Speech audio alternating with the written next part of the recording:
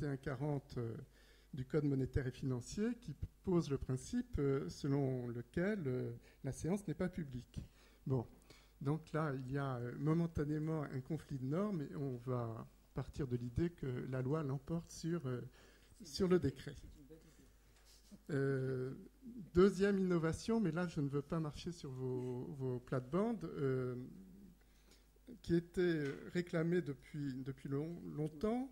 Le président de l'AMF, désormais, va pouvoir former des recours. Ça a été présenté dans la presse comme étant une réaction à EADS. En fait, les connaisseurs et les spécialistes savaient déjà que depuis bien plus longtemps, depuis de nombreuses années, nous réclamions, nous, ce recours. Pourquoi ? Comme je vous l'ai dit très brièvement, en cas de recours, seul le mis en cause qui a été sanctionné peut former un recours, c'est-à-dire va avoir une chance de voir diminuer sa sanction. Évidemment, il y a un recours quasi systématique. Donc, cette volonté de rééquilibrer les chances et les risques, et à partir du moment où ce n'est pas le mis en cause qui forme un recours, mais où le président, autorisé par le collège, ça permettra aux praticiens que vous êtes de dire à votre client, bon, d'accord, vous estimez avoir été injustement sanctionné, mais n'oubliez pas qu'il peut y avoir un recours incident, c'est une des hypothèses prévues par la loi du collège, et que donc peut-être ça pourra être aggravé. Donc c'était ça l'idée que nous avions et qui a été obtenue. Il y a également un recours qui n'est pas par voie incidente, mais qui peut à ce moment-là, et pourquoi pas, être tout à fait légitime. C'est vrai que la séparation des deux instances fait que quelquefois il peut y avoir une incompréhension entre le collège qui dit mais pour moi le dossier était évident et puis la commission des sanctions. Je dirais que c'est l'avantage du travail fait par les avocats de ce qu'on appelle le contradictoire. Cette phase d'instruction, je crois qu'au fond la phase d'enquête c'est l'équivalent de la phase de la police, elle avance. Arrive le collège et qui jusqu'à présent avait au fond un seul son de cloche et qui va pouvoir, grâce donc à cette nouvelle charte, avoir au fond un éclairage un peu plus contradictoire, même s'il est instillé de façon homéopathique. Et donc, ça permettra tout de même au collège, si un jour il a le sentiment qu'on a été, de façon étonnante,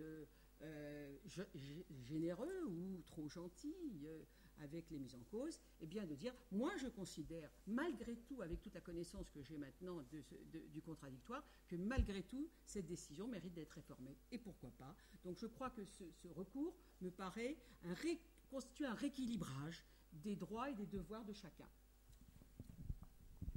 Juste sur ce point-là, moi je considère que c'est extrêmement important parce que ça permet désormais de savoir précisément quel est le rôle de chacun.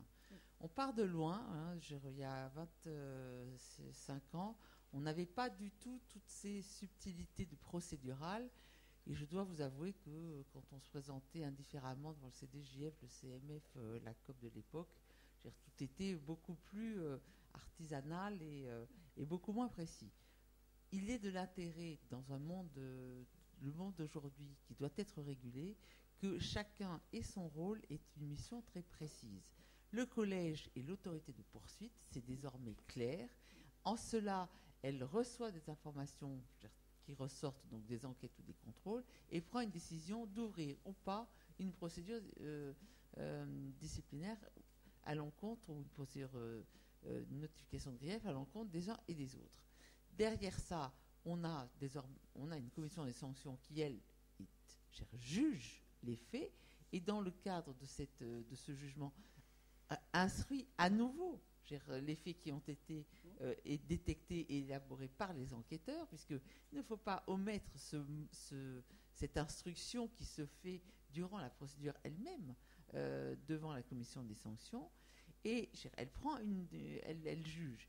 Dès l'instant où l'autorité de poursuite n'est pas d'accord avec le jugement qui est rendu, ce qui est sain de mon point de vue, elle a le droit désormais d'en faire appel et c'est exact de former un recours, et c'est de mon point de vue, une fois encore, un renforcement de ce que doit être une institution dans le cadre d'un monde aujourd'hui aussi bien régulé. Alors l'intervention de l'autorité de poursuite ne s'arrête pas là, puisque effectivement c'est la deuxième innovation dont va nous parler Yann Paclot.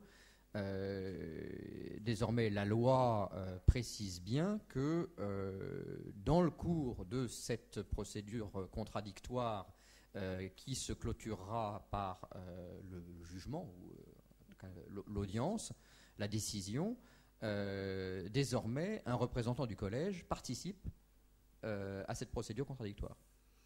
Oui, donc on peut dire que la loi consacre le collège en tant qu'autorité de poursuite. Ceci étant, le dispositif n'est pas tout à fait nouveau puisqu'il figurait déjà dans la partie réglementaire du Code monétaire et financier, à l'article R2140. Il y a tout de même certaines différences. Dans l'article R2140, entre parenthèses toujours pas abrogé, il est indiqué que le représentant du collège est désigné par le président de l'AMF, alors que dans la loi actuelle, il est indiqué qu'un membre du collège ayant examiné le rapport d'enquête ou de contrôle et pris part à la décision d'ouverture d'une procédure de sanction est convoqué à l'audience. Par ailleurs, dans la partie réglementaire, il est affirmé que le représentant du collège peut présenter des observations lors de la séance. La loi en dit un peu plus. Il peut présenter des observations au soutien des griefs notifiés et proposer une sanction. Proposer une sanction, c'est quelque chose qui est important et qui va toujours dans le même sens de cette reconnaissance de l'autorité de poursuite. Donc il est invité à faire un quasi-réquisitoire. Absolument. Alors ça conduira peut-être à repenser le rôle du rapporteur qui, lui, pourrait exercer des fonctions plus proches d'un rapporteur public tel qu'on le connaît dans les juridictions administratives. Voire un juge rapporteur ? Non, un rapporteur. Oui, non, mais c'est une question. C'est un débat. C'est un débat parce que c'est vrai que pour refaire un petit peu d'historique, jusqu'à présent, je ne sais pas si vous le mesurez très bien, mais c'est vrai que le collège, donc l'autorité de poursuite, pêchait par son absence dans le cadre des débats et de la phase d'instruction et de sanction proprement dite. Or, comme ce n'est pas sain, il faut dire le droit a besoin de se nourrir d'un échange dialectique entre deux parties. Assez naturellement, la personne avec laquelle les avocats croisaient le fer, et donc qui implicitement incarnait une sorte de ministère public, c'était ce rapporteur, donc ce membre de la commission des sanctions, détaché, qui avait pour but effectivement d'instruire de façon impartiale le dossier, mais on n'était pas loin de penser que comme derrière lui il n'y avait pas de véritable ministère public, il pouvait être tenté d'instruire un peu à charge compte tenu de l'étiquette qui lui était collée, de la responsabilité. Et à mon sens, c'est un petit peu la raison qui a conduit à l'époque la Cour d'appel de Paris